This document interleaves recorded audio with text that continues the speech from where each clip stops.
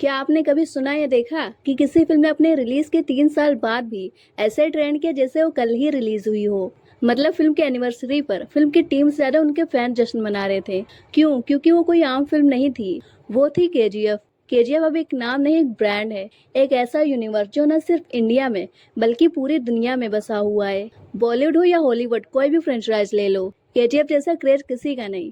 और अब उसकी 3rd एनिवर्सरी पर 3 मिनट से भी छोटा वीडियो आया जिसने सब कुछ बदल कर रख दिया। सिर्फ एक छोटा सा वीडियो और पूरी दुनिया समझ गई कि रॉकी की कहानी अभी खत्म नहीं हुई है।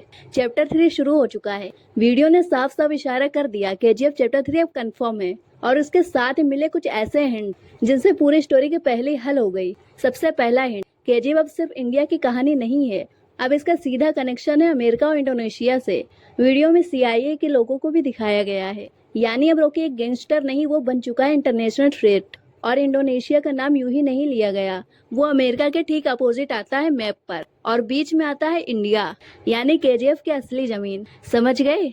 रॉकी ने जिस समंदर में अपनी मौत का ड्रामा किया था वहीं से शुरू होगी एक नई जर्नी, एक नई दुनिया, एक नया केजीएफ। बहुत चांसेस है कि रॉकी ने अमेरिका में एक नया केजीएफ खड़ा किया है और इंडोनेशिया जाकर पुराने केजीएफ को खुद ही खत्म करने का नाटक किया। यानी सब कुछ एक मास्टर प्लान था। दूसरा बड़ा हिंट, केजीएफ 3 की कहानी पास्ट में जाएगी, यानी 1979 से 1981 तक।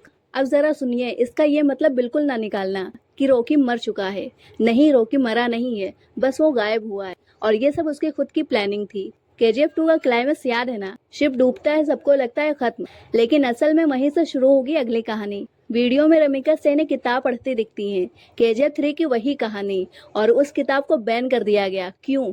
क्योंकि उस किताब में सच लिखा था, एक ऐसा सच जिसे दुनिया से छुपा कर रखा गया है। उस किताब के लास्ट पेज पर लिखा है रॉकी द मॉन्स्टर। अब सोचो, अगर वो मरा होता तो किताब के एंडिंग में उसका नाम क्यों होता? अब तीसरा और सबसे इमोशनल हिंट, रॉकी और उसकी माँ। वीडियो में उनकी आवाज आती है, किसी में इतना दम नहीं होना चाहिए कि वो मेरे बेटे का मौत का फैसला करे। वो खुद अपनी समाधि तक चलेगा। और फिर एक और लाइन, केजीएफ को कोई खत्म नहीं कर सकता, उसे खत्म करना अगर किसी के बस की बात है तो वो है रॉकी द मॉन्स्टर। मतलब सब कुछ रॉकी के ही दिमाग से निकला हुआ मास्टर प्लान था। उसने सबको दिखाया कि वो मर गया है ताकि वो बन सके कुछ ऐसा जिसे कोई रोक न पाए। और हाँ, केजीएफ चैप्टर का वो सीन याद है जहाँ रॉकी हेलीकॉप्टर से पुलिस स्टेशन के बाहर लैंड करता है? वो सीन कभी दिखाया ही नहीं गया फिल्म में। अब समझ आया क्यों बचा के रखा गया था, क्योंकि वो सीन वापसी का था, यानी रॉकी की वापसी का। और जब वो वापसी होगी ना तो सबकी आंखों में सिर्फ एक ही चीज होगी, डर। ऐसा डर जैसे किसी ने भूत देख लिया हो, क्योंकि उस वक्त सबको लगेगा कि रॉकी मर चुका है।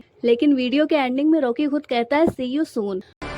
See you soon. बस यहीं से साफ हो जाता है कि केजीएफ चैप्टर 3 सिर्फ एक अगला पार्ट नहीं, ये एक नई शुरुआत है। It's just beginning.